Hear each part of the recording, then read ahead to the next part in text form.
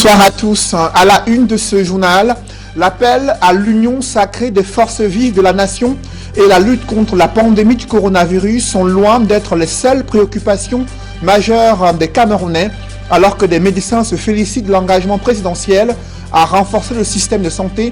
L'opposition et la société civile désapprouvent un message axé exclusivement sur la crise sanitaire. Pourtant, de nombreux autres fléaux fragilisent la cohésion nationale et mettent à nu la malgouvernance. Vous les écouterez en ouverture de ce journal. Un chef traditionnel exprime son mécontentement lors de la distribution des seaux d'eau, morceaux de savon et autres matériels provenant de l'initiative présidentielle dans la région du Sud. Son refus catégorique de sa quote-part a été perçu à la surprise générale comme un acte de défiance par l'autorité administrative et des menaces de destitution planent sur la tête de ce chef traditionnel. Comment en est-on arrivé là? Élément de réponse à suivre au cœur de ce journal.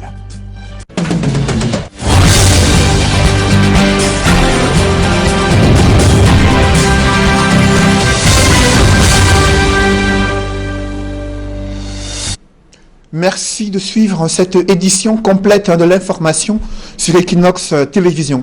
C'est un 20 mai inédit, 20 mai 2020, aucune festivité relative à la fête de l'unité nationale. Cependant, le Cameroun fait face à l'évolution de la pandémie du coronavirus, malgré la multiplication du nombre des cas positifs enregistrés dans le pays. Le chef de l'État du Cameroun estime que la situation est maîtrisable. Il a exhorté les forces vives de la nation à se mobiliser aux côtés du gouvernement camerounais pour affronter cet ennemi commun dans un discours consacré exclusivement à l'impact économique et social de la crise sanitaire. Le président de la République n'a présenté aucun plan détaillé à mettre en œuvre pour lutter contre la pandémie du coronavirus. Cependant, Paul Biya s'est voulu rassurant, estimant que le gouvernement est prêt à mettre tous les moyens pour sauver la vie des Camerounais. Il s'exprimait ainsi hier soir dans un message télévisé. Et voici les points saillants du discours du chef de l'État. C'est avec Dallas Kana et Jean-Paul Chouniat.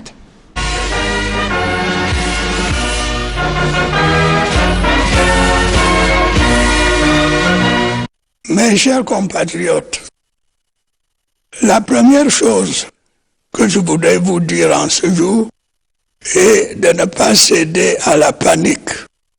Rarement le chef de l'État Paul Biya s'est adressé à la nation la veille de la fête de l'unité nationale. À contexte particulier donc, discours singulier ce 19 mai 2020, avec un seul point à l'ordre du jour, la riposte du gouvernement à la pandémie du coronavirus qui a déjà fait 3000 cas testés positifs et plus d'une centaine de morts dans notre pays.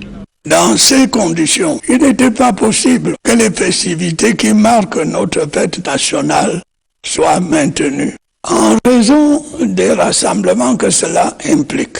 Ce n'est évidemment pas de gaieté de cœur que j'ai dû prendre cette décision. D'entrée de jeu, Paul Biya remercie toute la communauté nationale pour sa mobilisation, malgré des éclats de voix entendus ça et là, autour des dons de Survie Cameroun Survival Initiative de Maurice Kamto et deux ministres de la République, Manaouda Malachi de la Santé publique et Paul Atanganji de l'administration territoriale.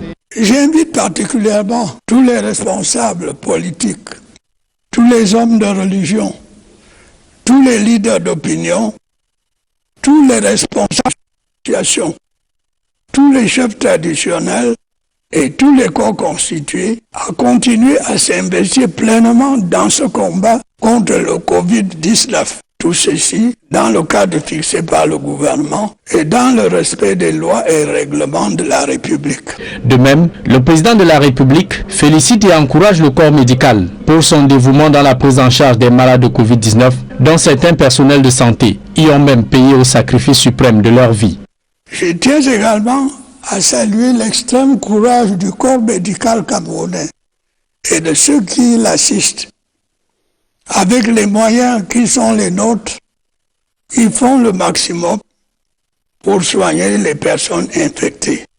La nation, par ma voix, les en félicite et les encourage à persévérer dans cette voie. Promettant de tout mettre en œuvre pour éradiquer Covid-19, Paul Biya reconnaît que l'offre en soins de santé dans notre pays reste largement déficitaire, pour satisfaire les besoins du peuple. Elle exige dès à présent de poursuivre le renforcement de nos structures sanitaires, de densifier notre offre de soins et surtout de remettre à jour certains de nos projets et programmes de développement. Et sur le plan économique, l'homme lion, sans proposition concrète, demande à son gouvernement de tout mettre en œuvre pour préserver le tissu socio-économique, de même qu'il met en garde les auteurs de toute surenchère autour de Covid-19.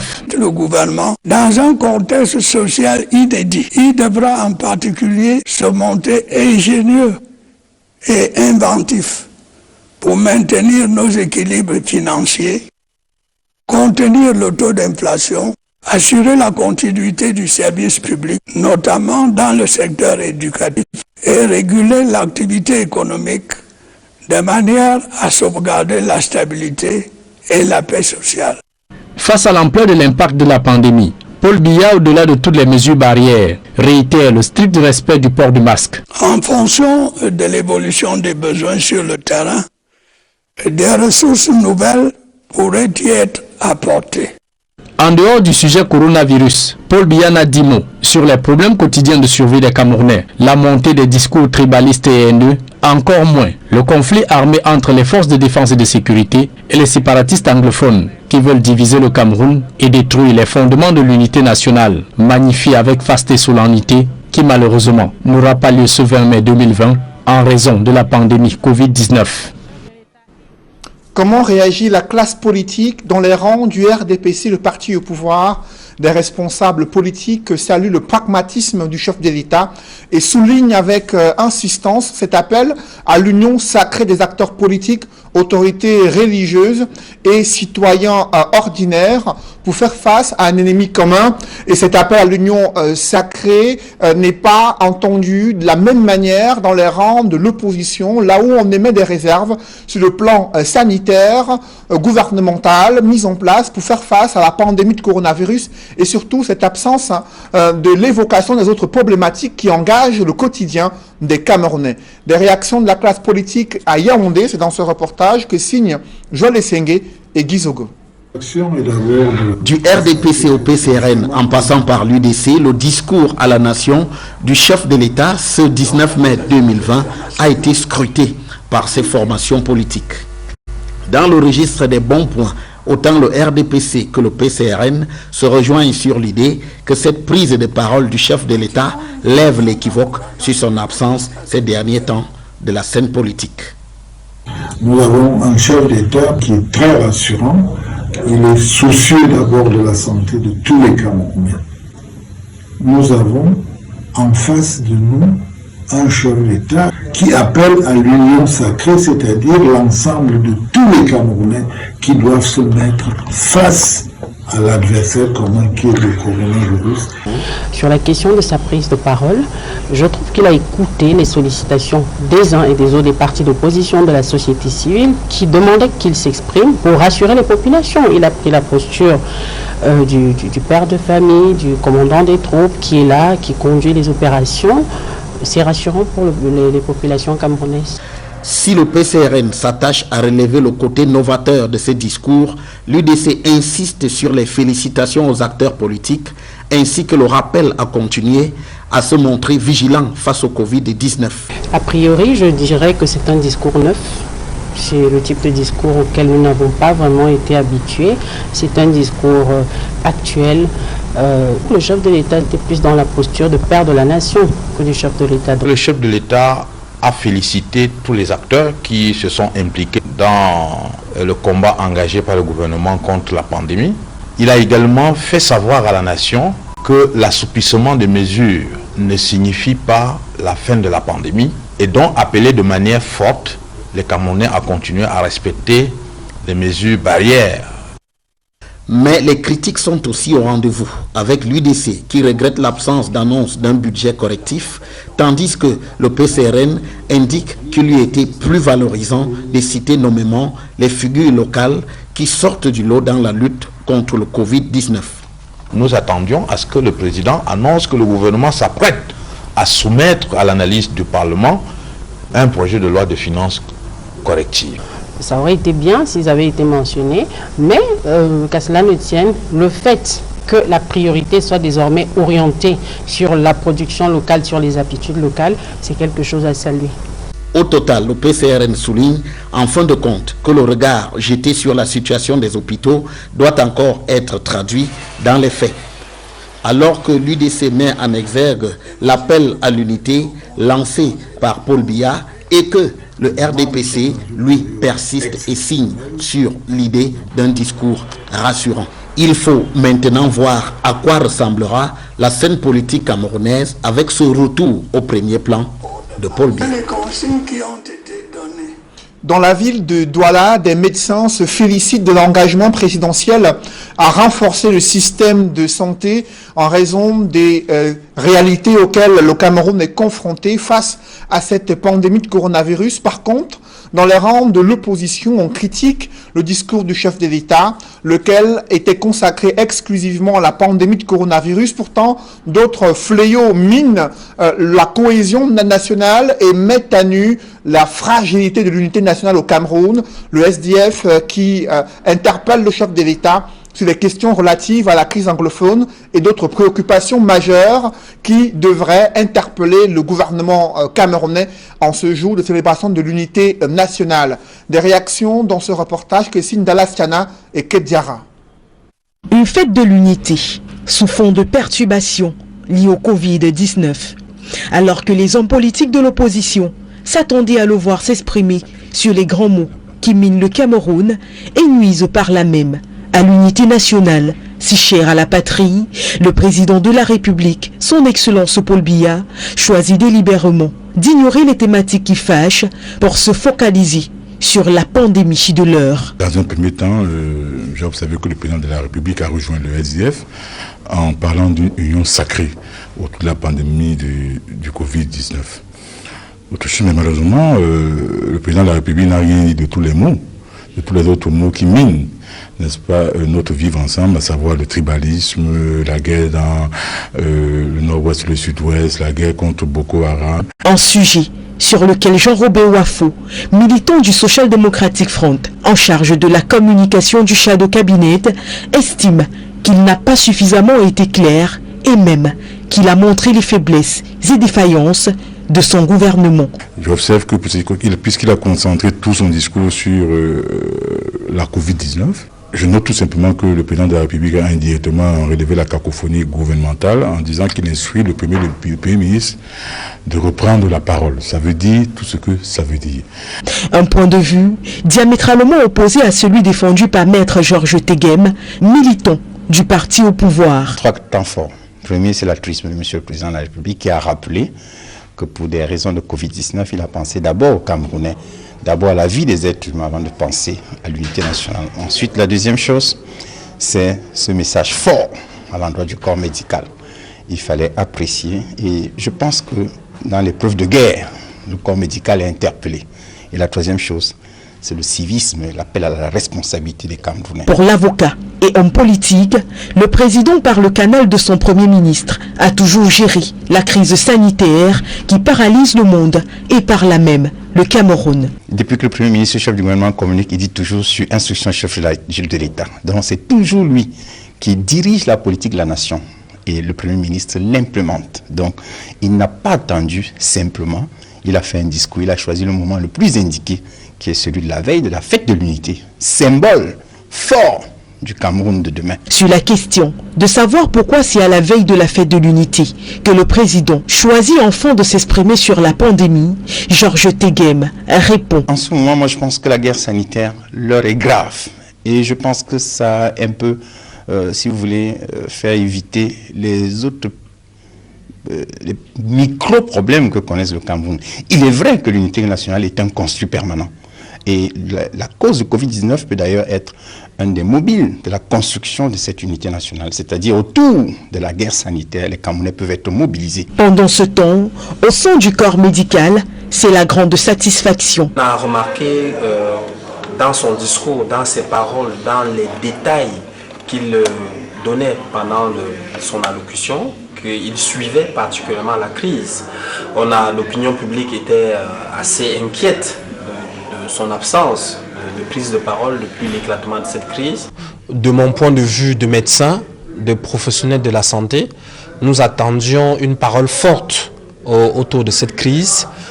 Nous attendions depuis le début, depuis le déclenchement de la crise. Nous sommes contents qu'il ait parlé à de long en large de la santé. Alors que les parades et autres festivités inhérentes à la célébration du 20 mai ont été annulées sur l'étendue du territoire national, les Camerounais doivent profiter de cette date historique pour se focaliser un peu plus sur les mesures barrières à adopter afin d'éviter le coronavirus.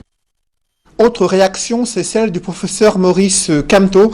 Le président du MRC a déploré la cacophonie gouvernementale dans la gestion des crises qui secouent la République. Dans un message adressé aux Camerounais sur son compte Facebook officiel, il a proposé la mise en place d'un comité de haut niveau pour résoudre la crise anglophone et ce qu'il considère comme une crise post-électorale. Pour le professeur Maurice Kamto, la modification de la Constitution et la révision du code électoral, la libération des prisonniers politiques et des prisonniers de la crise anglophone sont indispensables pour aller vers un apaisement sur l'ensemble du territoire national. D'autres réactions, cette fois-ci, elle vient d'un gardien des traditions, le roi Sokudju, le roi des Bamenju, qui est sorti de sa réserve pour exprimer sa colère au regard de l'effritement de l'unité nationale et des nombreux maux qui minent la cohésion sociale au Cameroun. Il a reproché au gouvernement camerounais l'absence de mesures concrètes pour lutter contre le tribalisme, la corruption et également améliorer le quotidien des vies des Camerounais. Réaction sur sa page Facebook officielle, le point saillant de la sortie du roi des Bamenju, c'est avec Nadine Yambou. La crise sécuritaire dans les régions du nord-ouest et du sud-ouest est, selon le roi des Bamenju, l'une des preuves de l'échec de l'État unitaire. De quelle unité parlons-nous lorsque nos frères anglophones qui avaient librement choisi de nous rejoindre ont à tort ou à raison pris les armes contre le pays? Certains sont désormais dans les brousses. Les cadavres ne se comptent plus. D'autres sont du côté du Nigeria, errant dans la nature comme des orphelins. S'exprimant dans une tribune libre à l'occasion de la 48e édition de la Fête nationale de l'unité, Sa Majesté Jean Ramos Sokudju se dit révolté et courroucé par la malgouvernance, le tribalisme, l'égoïsme et le favoritisme qui ont fait le nid au Cameroun, mettant à mal l'unité nationale. Ce chef traditionnel pleure le sort d'un peuple qui se meurt à petit feu, déchiré par des guerres intestines et des clans. Pourtant, un pays pour lequel beaucoup comme lui ont sacrifié une bonne partie de leur vie. C'est la douleur qui me torture en voyant ce peuple mourir de misère, sous le regard parfois moqueur et médusé de ceux qui nous gouvernent, alors que la nature a tout donné à ce pays. Comment peut-on être à l'œil de l'eau et mourir de soif? Je pleure pour mon pays et je n'aurais pas souhaité voir ce que je vois avec mes yeux. Mais tenez-vous tranquille. Ce n'est pas une chance pour les dirigeants comme vous de voir un peuple pleurer et d'être insensible à sa misère. Bien plus, Sa Majesté Jean Ramos Sokudju dénonce l'échec des politiques publiques dans l'offre et la qualité des soins de santé. Il regrette qu'en 48 ans, les hôpitaux de référence au Cameroun sont toujours confrontés à une insuffisance du plateau technique, incapables de répondre aux besoins des malades. Nous parlons de quelle unité nationale lorsqu'en 2020, on manque de couveuses dans nos hôpitaux de référence, alors que ceux-là qui nous gouvernent vont en week-end avec un convoi de 20 voitures aux frais de l'État. Dieu avait vendu le pays ici à vous. Loin des grosses parades et festivités qui entourent la fête du 20 mai au Cameroun, Sa Majesté Jean Ramos Sokudju appelle les Camerounais à faire un sursaut patriotique. Il estime qu'il faudra se lever au-dessus des considérations ethniques et être à mesure de se regarder en face, de poser les vraies questions sur des problèmes qui minent la nation tout entière pour l'intérêt de tous. Il est important ce 20 mai que nous revisitons notre vivre ensemble, au lieu de continuer à nous tromper à travers des grosses parades qui donnent l'illusion que la marmite est en train de bien bouillir à la bouche, alors qu'en réalité le fond brûle. Aucune tribu n'est au-dessus de l'autre.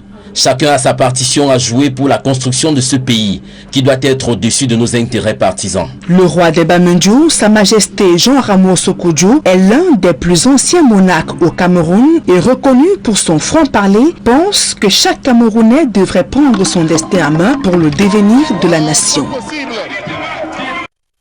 un autre chef traditionnel dont le franc-parler risque de coûter son siège de roi. C'est le chef traditionnel de Minkan qui a refusé les dons venant de l'initiative du président de la République, à savoir des seaux d'eau, des morceaux de savon et autres matériels. Ce chef a exprimé un refus catégorique lors d'une cérémonie qui s'est déroulée dans la région du Sud.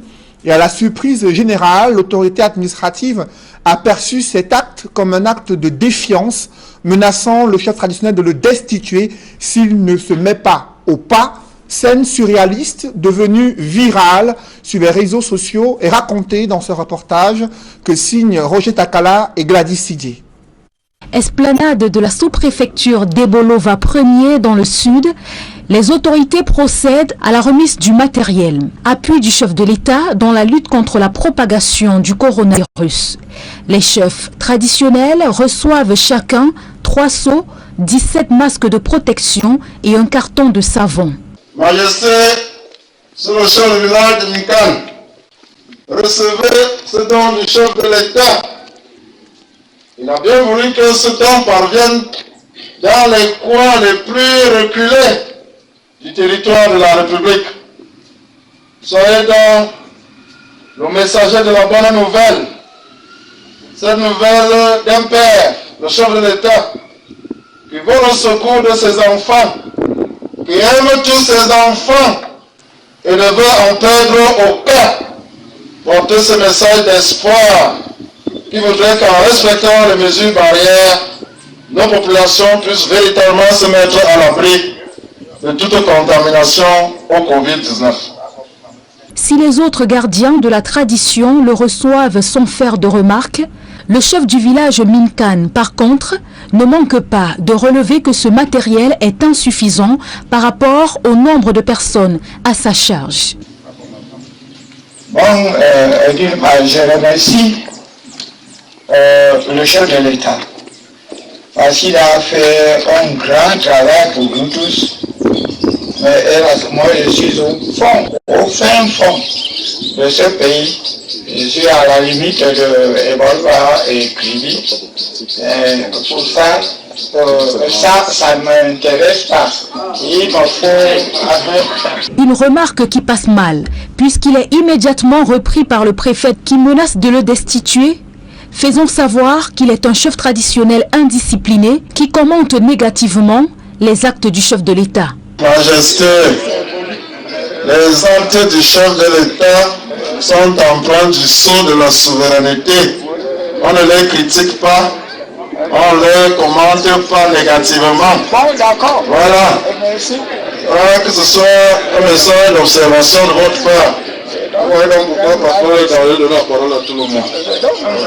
Vous dites merci. Un tiers vaut mieux que 2 tu auras. N'est-ce pas? Dites d'abord merci. Chef d'État, vous avez fait la musique, c'est la clé de sol. Il donne la gamme. Et tous les autres musiciens doivent savoir sur quelle gamme on va jouer la mélodie. Et donc inviter les forces et nos élites à jouer leur rôle. Soyez un chef discipliné, sinon je vais vous les enlever. Avant le chef traditionnel du village Minkan, plusieurs autres bénéficiaires du don spécial du chef de l'État ont relevé que les quantités étaient insuffisantes, mais aussi que le matériel distribué était inadapté aux besoins des populations en cette phase de la maladie au Cameroun. Ce matériel, d'une valeur de 2 milliards de francs CFA, est distribué depuis plusieurs semaines dans des communes d'arrondissement à travers le pays. Et ce chef traditionnel de Minkan rejoint une contestation de la distribution controversée de l'initiative présidentielle. Autre scène qui illustre cette colère des récipiendaires, des morceaux de savon, des seaux d'eau et autres matériels destinés à lutter contre la pandémie de coronavirus. C'est le maire de Loum qui a tenu à le faire savoir à l'autorité administrative. Nous voulons également adresser un salut particulier à nos valeureux médecins qui sont ici en front d'office et qui risquent leur vie au quotidien pour sauver celles des Camerounais atteints du Covid-19.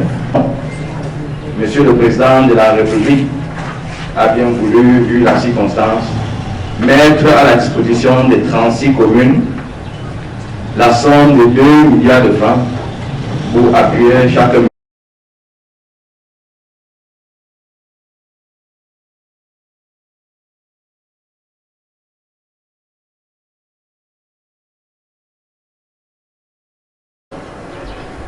et pour une évaluation d'à peu près 945 000 francs CFA. Je voudrais donc, à l'issue de ce que je viens de dire, pour le déplorer, dire que, avec ce que nous avons reçu aujourd'hui, je crois que le chef de l'État lui-même, à travers s'il visionne ce que nous disons aujourd'hui, doit comprendre que l'objectif ou le but qu'il a voulu atteindre aujourd'hui, nous pouvons dire que ses collaborateurs ont failli. Et je le dis pour plusieurs raisons. Je pense que l'initiative du chef de l'État aujourd'hui n'a pas atteint les objectifs dont lui-même, le promoteur, a voulu que ça atteigne. Nous avons reçu des dons, mais en tant que maire, certainement j'aurais dû faire comme les autres maires, c'est-à-dire boycotter. Mais moi, je ne ferai jamais ça. Je préfère être présent et dire ce que moi je pense. Il faudrait que ceux qui pensent, monsieur le préfet ici présent, qu'on doit caporaliser la décentralisation, nous voudrions dire à ceux-là que nous ne sommes pas d'accord. Parce que ce n'est pas là l'objectif ni le but poursuivi par le chef de l'État. Ces dons que nous recevons aujourd'hui, je dois le dire, que ce don est insignifiant. Et je dirais même inapproprié. Parce qu'il faille que ceux qui sont les bras séculaires du chef de l'État doivent exactement accompagner le chef de l'État dans sa volonté. Parce que le don que nous recevons aujourd'hui, si nous, les maires, nous avons été consultés, ou les sous-préfets, Jean le dit, certainement le sous-préfet va son mot à dire à sa façon, nous, si nous avons été consultés, certainement nous aurons mieux accompagné les décideurs à prendre les décisions les plus appropriées pour que ce don du chef de l'État puisse servir là où ça peut être servi. Dans l'escale internationale, conformément à l'accord de décembre 2019 entre la France et certains États ouest-africains, un projet de loi a été adopté en France. Il entérine la transformation du franc CFA en éco et la fin de la centralisation des réserves de change auprès du Trésor français. Des reportages dans ce journal, la Société anonyme des brasseries du Cameroun continue de se mobiliser pour contribuer au plan de riposte sanitaire contre la pandémie du coronavirus au Cameroun. La SABC a distribué chez les exploitants de débit de boissons et autres snacks des gels hydroalcooliques et autres matériels indispensables pour respecter les gestes barrières et prévenir cette maladie à coronavirus. Reportage. Du matériel de désinfection des mains ainsi que des masques de protection contre la Covid-19. L'initiative est du trio Groupe SABC, Syndicat national des débits de boissons du Cameroun, Synedebok, et l'Association nationale des exploitants de débits de boissons du Cameroun, ANEPCA, ont engagé une opération de sensibilisation au strict respect des règles d'hygiène et des gestes barrières dans les points de vente pour barrer la voie au nouveau coronavirus. Cette opération entend s'étendre dans les 100 000 points de vente présents sur l'ensemble du territoire national. Notre objectif dans ce point de vente, c'est porter une sensibilisation plus haute en regard de nos confrères exploitants de débits de boissons, les consommateurs, barrer la voie à cette pandémie qui est en train de décimer le monde. Cette responsabilité est une responsabilité partagée. Aujourd'hui, quand le consommateur arrive dans un bar, s'il est porteur du virus, il peut transmettre ça même au gérant. Donc la responsabilité, ce n'est pas seulement la responsabilité des exploitants de boissons qu'on veut nous faire croire. C'est une responsabilité de l'ensemble des populations. Une campagne de proximité durant laquelle le leader agro-industriel et les associations des exploitants des débits de boissons vont à la rencontre des distributeurs de boissons, mais aussi des consommateurs. Car on nous a dit déjà qu'il y a des masques que la brasserie va distribuer aux gens. C'est là qu'on a pris conscience qu'au moins on peut venir prendre une bière et en respectant les mesures de barrière. c'est une initiative qui ne me surprend pas par rapport au passé de cette société. Elle a toujours été leader. Depuis que cette pandémie est là, nous faisons beaucoup d'efforts pour que nos clients soient disciplinés. Avec ce renfort qu'ils ont fait, nous allons pouvoir être à la hauteur. Pour le groupe SABC, il s'agit d'assumer sa part de responsabilité sociale et sociétale envers le public des points de vente, de faire en sorte que les points de distribution des boissons ne deviennent pas des lieux de propagation du virus. Nous sommes dans cette lutte contre la pandémie et nous avons une grande responsabilité par rapport à l'ouverture des points de vente à partir de 18 h. Et cette responsabilité, on l'assume collectivement, en famille, en mettant à disposition un certain nombre d'équipements pour que les points de vente appliquent les gestes barrières. Par cette action, le groupe SABC, en collaboration avec le CNEDEBOC et la NEPCA, entend assumer son rôle économique via le maintien d'une chaîne créatrice de richesses et de millions d'emplois, depuis les paysans producteurs de sucre et de maïs jusqu'au consommateur final. Cela passe notamment par le maintien d'un environnement sanitaire sain, d'où son engagement aux côtés du gouvernement à barrer la voie à la propagation de la Covid-19 au Cameroun. Les laboratoires biopharma ne sont pas restés insensibles à l'évolution de la pandémie du coronavirus au Cameroun. Cette entreprise citoyenne a offert des gels désinfectants Bactol à la ville de Douala. Reportage. En ce moment où le coronavirus gagne de plus en plus du terrain au Cameroun, les laboratoires biopharma, toujours soucieuses du bien-être de la population, manifestent une fois encore un geste de solidarité pour secourir le gouvernement dans le cadre de la riposte contre cette pandémie. Le leader en cosmétique a offert plus de 1000 gels désinfectants Bactol à la communauté urbaine de Douala. Celles que nous remettons aujourd'hui sont constituées des produits de la marque Bactol, des gels désinfectants, des savons liquides Bactol aussi. Par cet important don de gels désinfectants Bactol, qui sont des produits certifiés par l'ANOR, les laboratoires biopharma entendent respecter leur statut d'entreprise citoyenne. Depuis 2001, qui est l'année de création des laboratoires biopharma, l'une de nos valeurs fondamentales est la responsabilité. Et c'est la responsabilité envers nos populations, la responsabilité envers les citoyens. Raison pour laquelle, depuis le début de cette pandémie, nous ne désignons aucun effort pour accompagner les populations, que ce soit par la sensibilisation ou par la mise à disposition ou même l'accessibilité de nos produits.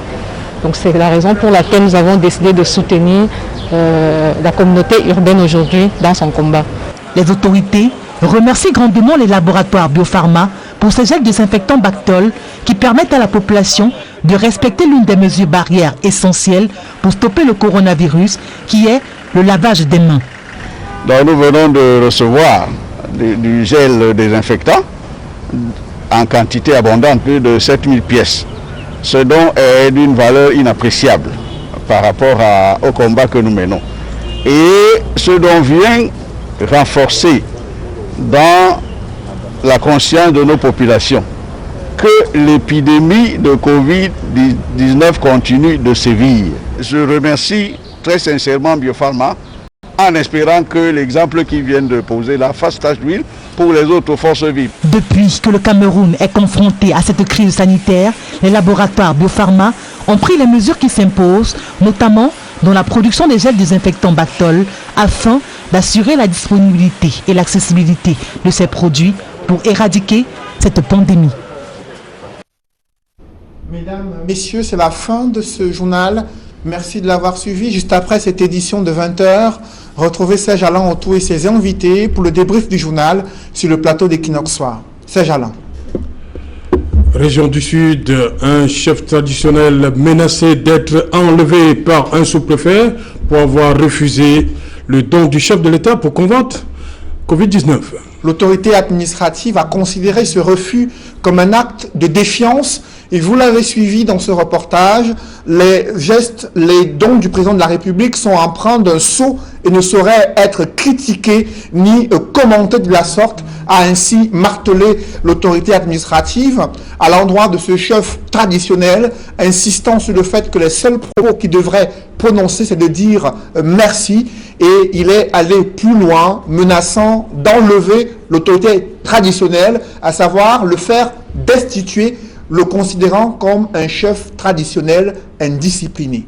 Voilà, madame, monsieur, c'est donc l'essentiel de l'Equinox Soir, deuxième partie. Bonne soirée à vous, Cédric. Bonne soirée à vous, Serge Alain. Rendez-vous demain. 20h. Voilà. Madame, monsieur, dans un instant, la suite. Equinox Soir.